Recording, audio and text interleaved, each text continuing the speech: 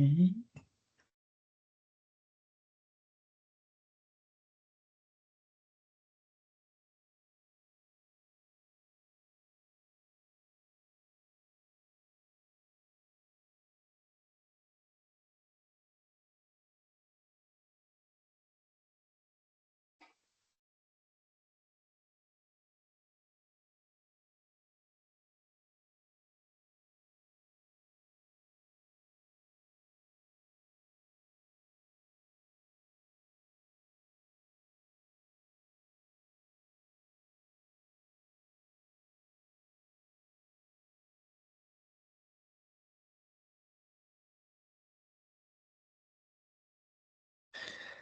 So I think it's time to start. So good afternoon, everyone. A warm welcome to our Lunch and Learn session, organized by the Artificial Intelligence Program of the Alliance, TU Eindhoven, Wageningen University Research, and Utrecht University and UMC Utrecht. And my name is Laurence Frank, and I'm the coordinator of this program. And in today's session, we will explore how public and private partners are bringing AI into practice and driving innovation in the clinic together. And before we begin, I would like to go over a few practical details. The session is being recorded, and the presentation will run till 12:50, followed by a Q&A and discussion from 12:50 to 1. And to keep the session smooth and distraction-free, please keep your microphone muted during the presentation. And if you have questions, feel free to drop them in the chat during the talk or ask them live during the discussion segment by using the raise hand button. And today we are very pleased to have two distinguished experts, Dr. Maarten van Kouwen, who is Innovation Officer within the Imaging and Oncology Division at UMC Utrecht. And Dr. Jon Pluyter is a Senior User Experience and Clinical Workflow Designer at Philips Clinical Informatics. Now let's dive in. And Maarten and Jon, the floor is yours. Thanks, Laurence and the organizing committee for inviting us. I think we're really excited to show and also to, lunch and learn. I hope for an interactive session together where we can see what we are starting and also, to see whether people get interested in this topic or they can, of course, also reach out after the session if there's. Let me find the share button because I will share the presentation.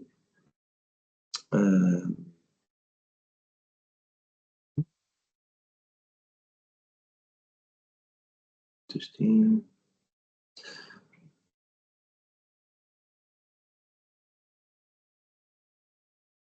Oh.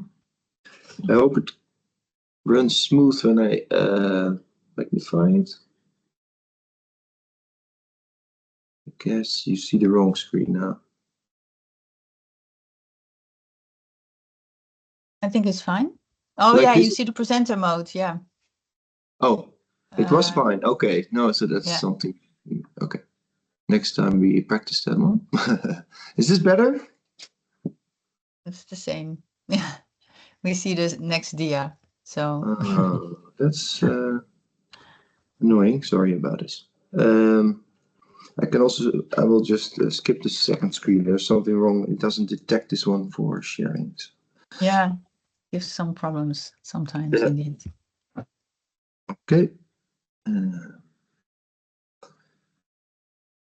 Now, that means that I cannot see you and your response, but that's. Yeah, we will moderate that, Maarten, for you, and then we will keep track of questions in the chat, and also the discussion will be later on. So. Yep. Let me go. I will just share the screen so we don't have. And now you should be able to see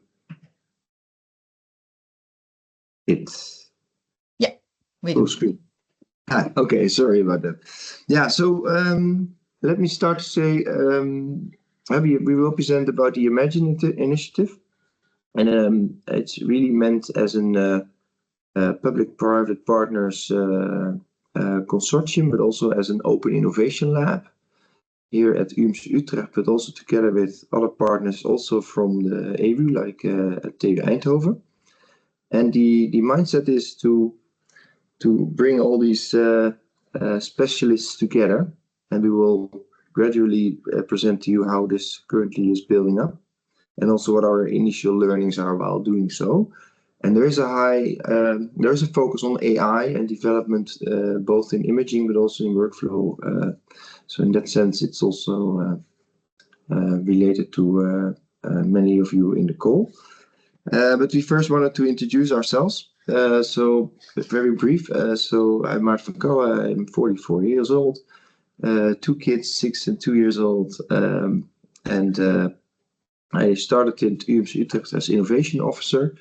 And this is for image-guided interventions, Imagine. And together with Professor Nico van den Berg and other people, I'm setting up the Open Innovation Lab of Imagine. And we also have been applying for grants together with a larger consortium, which we will share more about later. Yeah, I have a physics background, and then I worked 12 years at Philips, and now I joined UMC Utrecht 1.5 years ago. So trying to build the bridge between the clinic, the scientists, and also the private partners like Jon is a member of. And then we introduce Jon. Yeah, my name is Jon Pluyter, 38 years old, also 2 kids, and you can see here a picture from me in a hospital. So I like to walk around in hospitals. You will get to see a bit more of that in the presentation. So I work for Philips in the clinical informatics group. I'm in Philips for 12 years. I'm part of the design team, so focusing on making solutions that are basically meeting the needs of the end user and taking that into account from the start. So I think that's the perspective I will bring here as well. Also, I have a 1 day a week cross appointment to the TUE, to the Industrial Design Group, because a lot of the projects are collaborative public-private projects. So I think that also helps to bring synergy. I have a background in information management, information systems, and then did my PhD afterwards in the area of human factors and design in the medical domain. Yeah, thanks, Jon. Maybe just for the audience, a very brief introduction about UMC Utrecht and the strategy, so that we can link it to our program. And of course, I think many of you will know, but it's a part of the University of Utrecht. It is an integration of the University Hospital, the Faculty of Medicine, and the Children's Hospital, Wilhelmina. And it's I didn't know this when I joined, but it's the largest employer in the region Utrecht. It's the Heart of Health is one of the best regions in Europe. So some numbers to UMC Utrecht. So it's about 230 unique patients on a yearly basis. This is from 2023. We have 12,000 employees. And then, I think the academic side, so there's almost 1,000 academic diplomas, 1,500 PhD candidates, students, and 12 professors. And for instance, more than 4,000 enrolled students for the Faculty of Medicine, and of course also nursing students are part of this. We have a strategy of connecting worlds, and I think so these are different worlds in the hospital and also in setup, but we also think for innovation we have to connect those worlds more strongly. So this is in Dutch, but the pillars are, of course, and the task of a UMC is patient care, science, and education. And then there is multiple stronghold topics that UMC Utrecht is working on.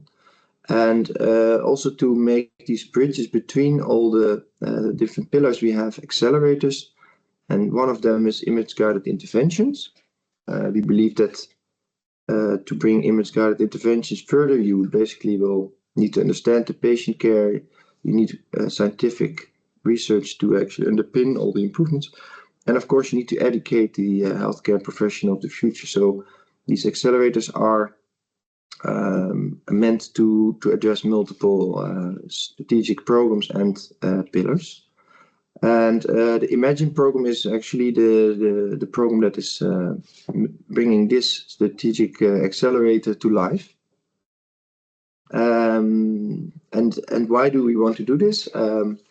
As an example, for cancer care, we see that the incidence of cancer is rising from like 120 into 2019 to well, there is a zero missing, but 120,000 in 2019 to more than 150,000 in 2032, and this is not the only effect. We also have that people also live longer after a diagnosis, and that's all good news, but it also means more care in follow-up imaging. So in that sense, also in the cancer care, we foresee the general trend of the annual labor market for healthcare, that we will be in trouble. So if you see, this is the shortages in a labor market for healthcare plotted in time, and then we are here, right? So we are still there is a shortage, but it will actually grow in the years to come. And this is I mean, this is real. This is really something coming at us, and we need to find a solution for that. We believe that the image-guided interventions, in the broader sense of the word or the term, can really help. The healthcare system can benefit from it, as in the cases this is of course eligible for these kind of treatments. It is minimally invasive. There would be less side effects then, and a quick recovery after the treatment. It's done in a polyclinical way, so the patient is not in a bed in the hospital, but can actually visit, get treatment, and then also go home on the same day.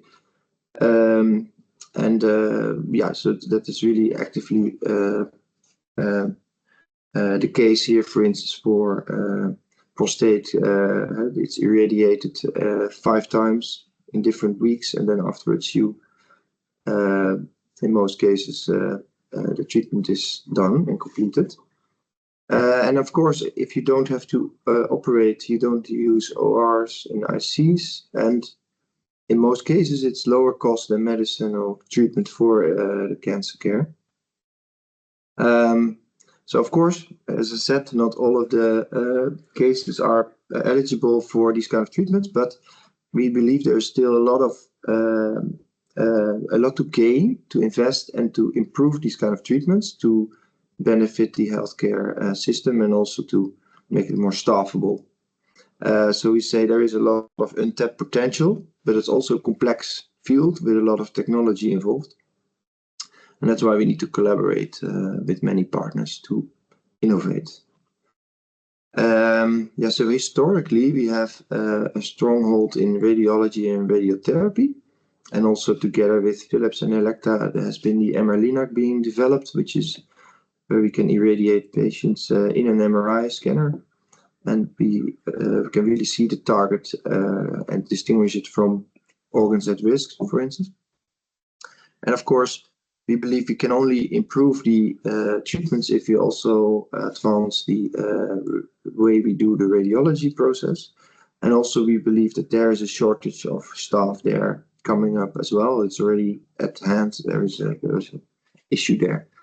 So historically we have been collaborating with NKI and Radboud, Elekta and Philips.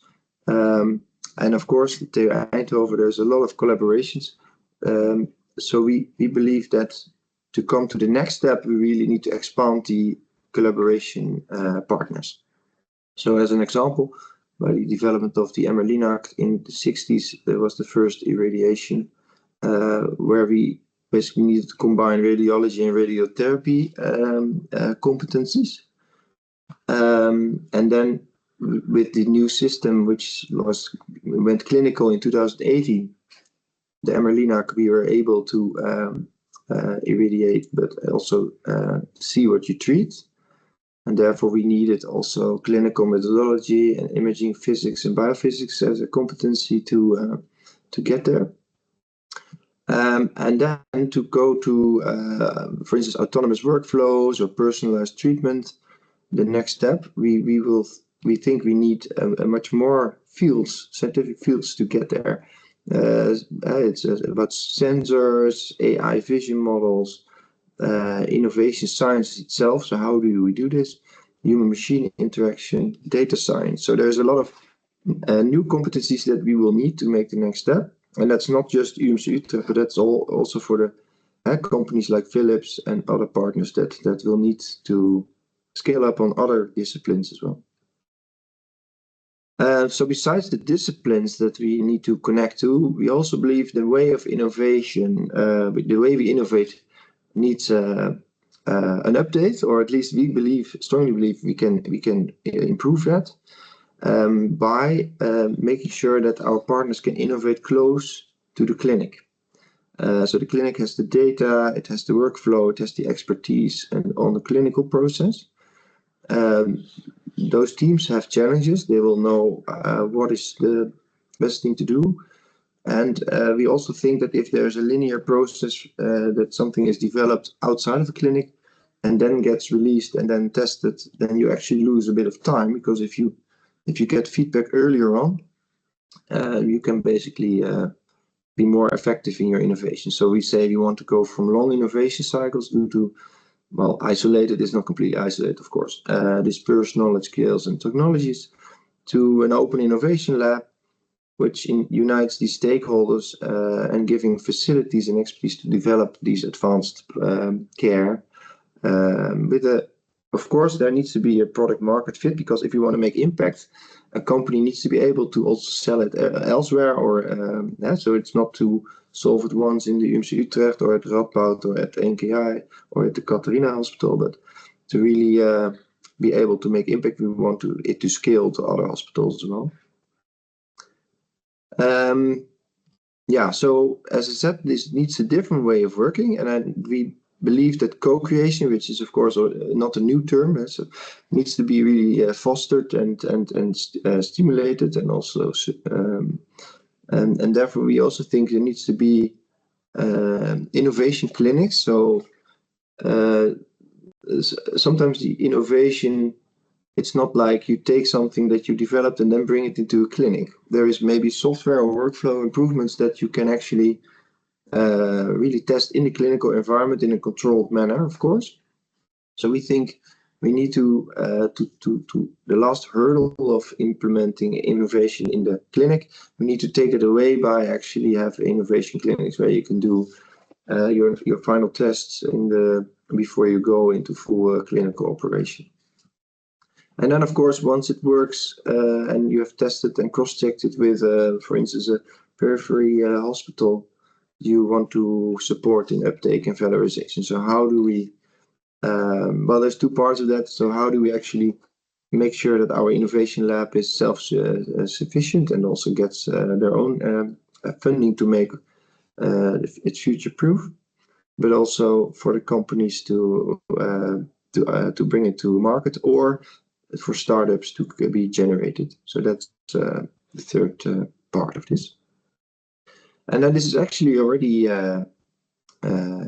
happening. So I'll tell later a little bit about the LTP grant that we got recently. But I think here you can already see Jon in our Open Innovation Collaboration Lab, where I'm currently in, which of course needs more decoration, and it will be further built out and made more focused around this. But I'm happy that we could start. So Jon, you want to take the floor and continue? Yeah, thanks, Maarten. So Yeah, here indeed you can see not only me, but quite a few people from Philips already visiting and getting together in the hospital. I think that's already one nice thing, is that of course you have silos in every organization, but this is a place where we can also bring people together from different businesses. You see people from CT, from MR, clinical informatics, and the Utrecht team as well. Yeah, hopefully also with the LTP kicking off, also other groups. So I think just a place where you can actually work together is already something that really helps to foster the collaboration and to kickstart it. So this is what we have today. If you go to the next slide.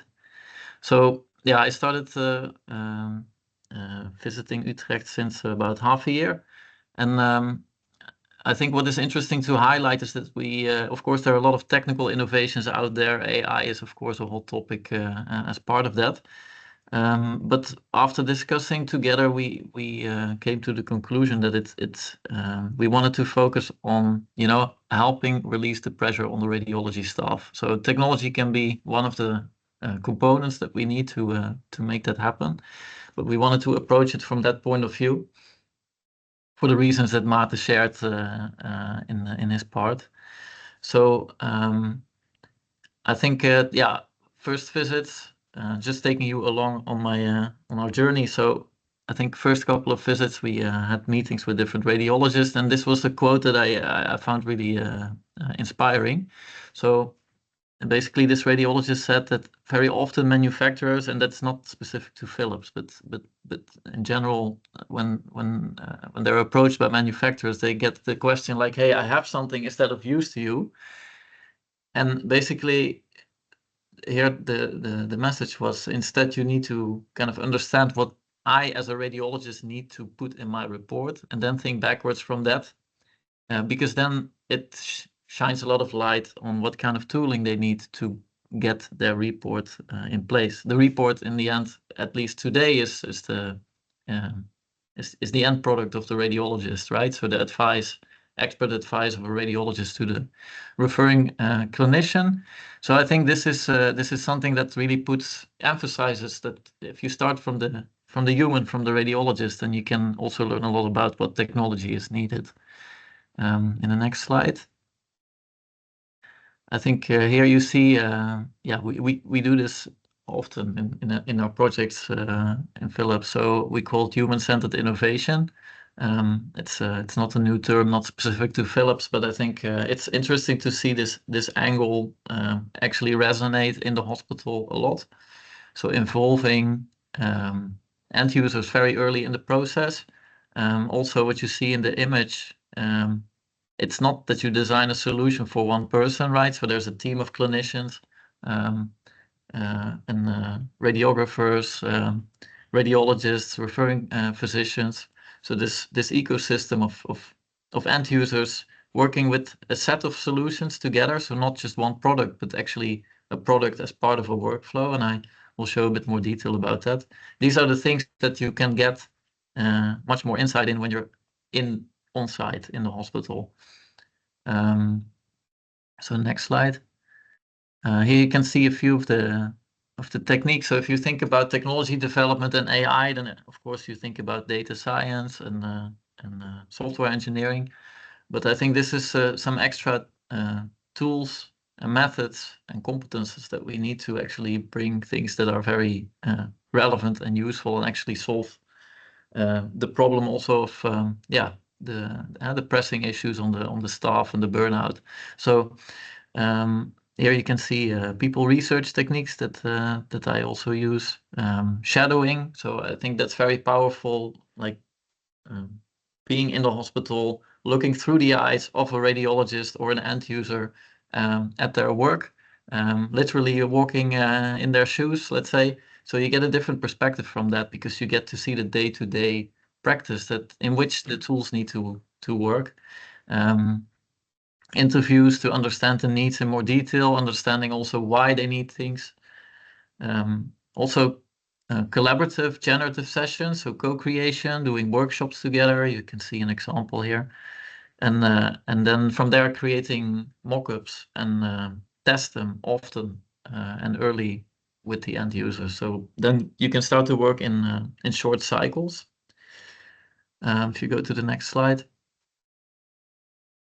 So here you can see that cycle that we're aiming to follow. So it starts with collecting these insights in the context, as I just showed, with observations, interviews, and then basically synthesizing these insights, also bringing insights from other hospitals. Like Maarten said, in the end, we need to make something that is not just for Utrecht, but has a big impact globally.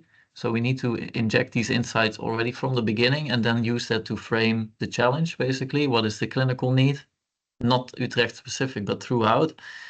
And then from there do co-creation, come up with solution concepts, and in the end take these concepts and put them into prototypes that we can do testing with. I think it's also a very powerful vehicle because in the end we have such like specialized disciplines, and like Maarten said, there will be more and more and more like that. So these short loops, they help us. We can never understand everything from another discipline. I will never be a radiologist, of course, because they have so many years of training. I will not also be a data scientist, so it's impossible to really capture everything. And that's why making things and then testing them is a very powerful vehicle. Yeah. Yeah, and I think on the pictures you can see teams from clinical informatics and Jon here. And also, so basically we should also show how the software that is already released, so not only innovation, how it is used. So that sounds interesting maybe, but sometimes something is used differently than it actually was intended, or it could be actually with a minor tweak already be a huge improvement for the people using the software. So that's also some of the things that happened in the past months. Yeah, so just briefly here. So I think it's besides the things like innovation needs to bring like clinical accuracy, etc. But there are also these more human-centered aspects that I think will help to drive also that solutions will be easy to use. So the usability part of things. And user experience, so that people actually, I think it relates to like, also the people that in the hospital, the staff is already under pressure, right? So I think burnout and staff satisfaction, job retention is a topic that is very important because you need to keep the experts happy. So I think by focusing on making tools easier to use, easier to remember, less difficult to learn, faster to use, I think all of these things will help to contribute to that as well. If you go to the next slide. Yeah, I think here you can see a bit of a breakdown of usability, right? So it's really looking at it from the people side of things. Of course, usability in a sense is a property of the system, but it is really about, whether a specific person with a specific set of training can perform the clinical tasks that they need to do with that equipment under the conditions. And I think conditions is also something you can only see when you're there, right? So when you only look at the system, you see the buttons, but if you see them doing, 100 cases a day, then you see only then you can realize the repetitive aspect of certain things. So in these conditions, I think are also really insightful to experience firsthand. Next one. So just to give you an idea of, we're focusing on this radiologist workflow. So I think we get to see the products inside the workflow in Utrecht, which of course, has its specifics, but is also has a lot of common elements with other hospitals. So it starts with a request from a referring physician for a specific exam, and then scheduling and making the image, the acquisition done by the technician. Also the post-processing of these images to in the end deliver to the radiologist. The radiologist doing the interpretation and reporting, and then bringing that back to the referring physician. So this is the cycle that you go through. So we get to see the products that we make inside of this workflow. And if you go to the next slide. So one of the products that of our main products is the post-processing software for radiology images. So after the image has been made, you can measure things, quantify things, run AI models on it, segment structures, the volumes, etc. So this is to support the radiologist in their decision making. And if you go to the next one. So I think what we get to see is these, like Maarten said, also gathering feedback on actual use, right? How do people currently use it or not use it? Understand why. So I think sometimes we get the feedback like, hey, we don't use this tool, but we use another one because the other one can do it automatically. If you look at the left comment, I think it was also interesting to see that we have quite a large set of correction tools. For example, if the AI does segmentations. So there are different ways to correct the segmentation, and there was a very clear preference for one of them. So I think that also helps to see, like, okay, in practice what really works, and to allow that to kind of scale to the whole set of applications that we have. Also, I put here one example of in the bottom. So it's interesting, in the hospital you get to see beyond the boundaries of your system how it basically interconnects with the other systems, right? So the radiologist works from a PAC system, and in our applications you can do these analysis, so you can in the end come up with a report, but then in the hospital workflow, that report needs to end up in the PACS. So the handover and transition of information from one system to the other becomes very apparent when you see that in a workflow point of view. So I think these are the things that they look like small stuff, but I think for me it shows, like, if you take this workflow lens and if you take a human, end user point of view, there's a lot to learn from being in the hospital, and that's why I like being there. So this, of course, that principle you can repeat, and we're doing that on larger scale with the LTP. That's what Maarten will wrap up with. Thanks, Jon. Yeah. So as I said at the start, we need many more scientific fields and competencies to meet up to make the next step in these more complex interventions, but also for radiology.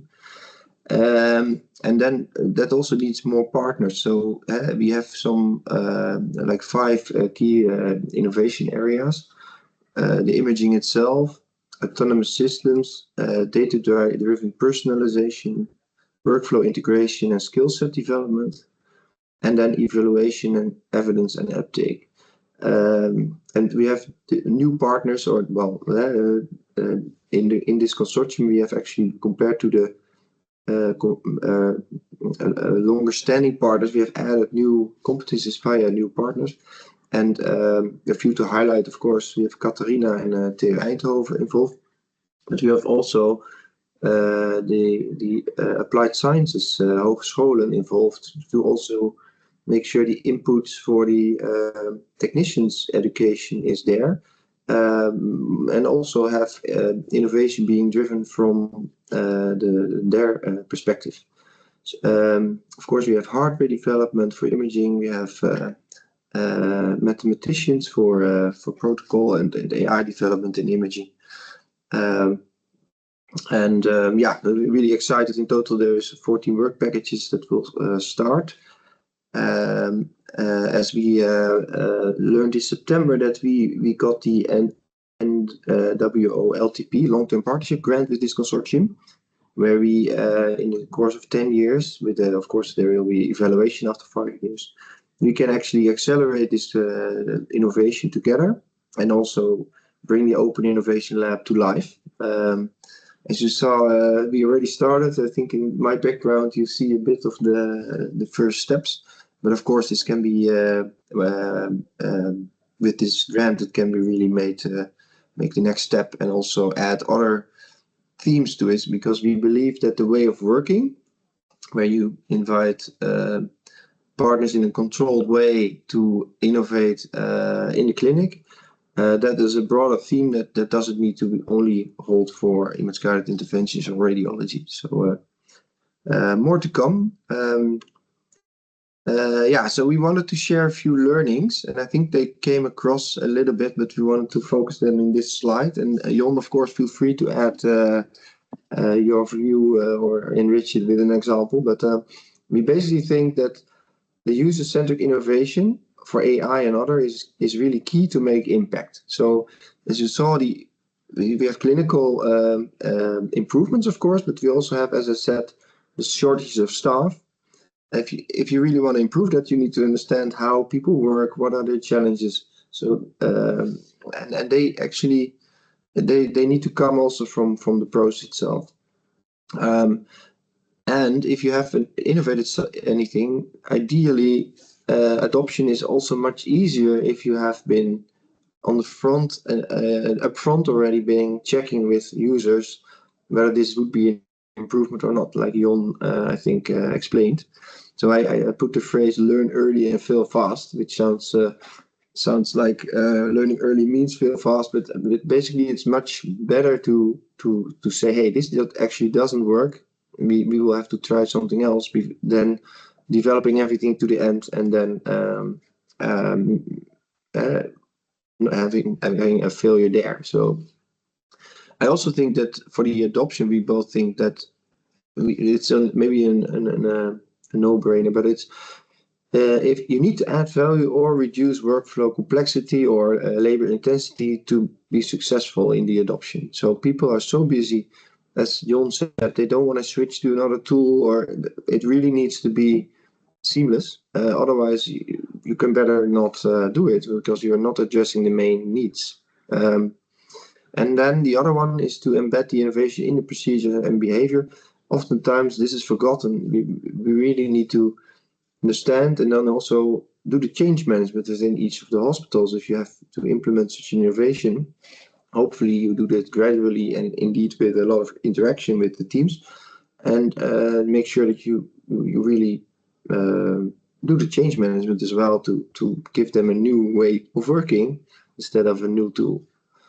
And then the access to data and knowledge accelerates innovation. I think we already see it right now. So if you, for AI development, of course, you need data for training and other purposes.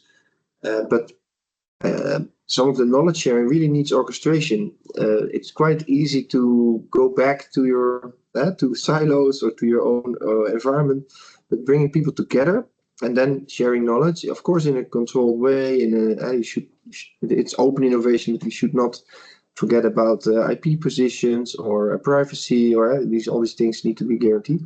But that really requires orchestration. And that's also one of the challenges. So this is typically not fully scientific. It's not clinical work. So that's also why I'm excited that we are now allowed to set this up here. So that's what is said here for these public and private collaborations. It really requires focus and stamina to get the legal and privacy agreements in place. I think this is across the place, but I think we want to try to prevent to reinvent the wheel each time. So make a standard ways of working for this. And then, I said one of the things that we also had is that if you bring people together, you also generate new ideas because you all have a different perspective, different expertise, and it already has been very fruitful in terms of new ideas. So, anything you want to add, Jon, for this? I think we ran over time with 2 minutes. Yeah, no, I think you said it well. So maybe there are some questions left. Yes, thank you. Thank you so much, Maarten and Jon, for your insightful presentation. And indeed, we now have time for a few questions from the audience. And I just repeat, if you have a question, please use the raise hand button. Or you can, of course, put your question in the chat. And there is already one question by Ruben, who refers, I think, also to the point you mentioned, Maarten, in your final slides. The question is, how is IP managed in these co-creation projects? Is there shared IP, any form of revenue share of new products, free use for UMCU of new products? Maybe Ruben wants to add some comment on that. Yeah, so I don't know if Ruben is still here. Oh. Is that, do you want to add something to your question? Is Ruben Boyd still in the audience? You can unmute yourself if you want to. I think even if he's not here, it's a really interesting question for all of us. Yeah, I think I can still answer. Okay. And I think Jon can also put his perspective. So quite clearly, it needs to, as I said, as I put in the slide, you need to have agreements. Open innovation sounds like completely open and that everything is out of the window, but that's not the purpose. So for specific topics, we will have specific partners involved, and for those we will know and measure the contributions in agreement with all those partners. And based on the contributions, the IP arrangements will be made up front. So that's also a requirement from the NWO for the LTP grant. Is if you spend more than 30% of the total cost of a work package, you will have a non-exclusive license without paying extra. So there's kind of depending on the contribution of each partner in terms of investment, they will have a different right to the IP. As an example, and then indeed, if we get to a point that we invent a completely new product, I think we need to be in close contact how to arrange. Then it's about revenue sharing. I think that's also something you probably, if you invent something new, you will have some IP generated, and at that point you already make agreements about this. I don't think that will be happening after the product has been released. Other questions? Yeah, are there any other questions from the audience or related to this one or something new?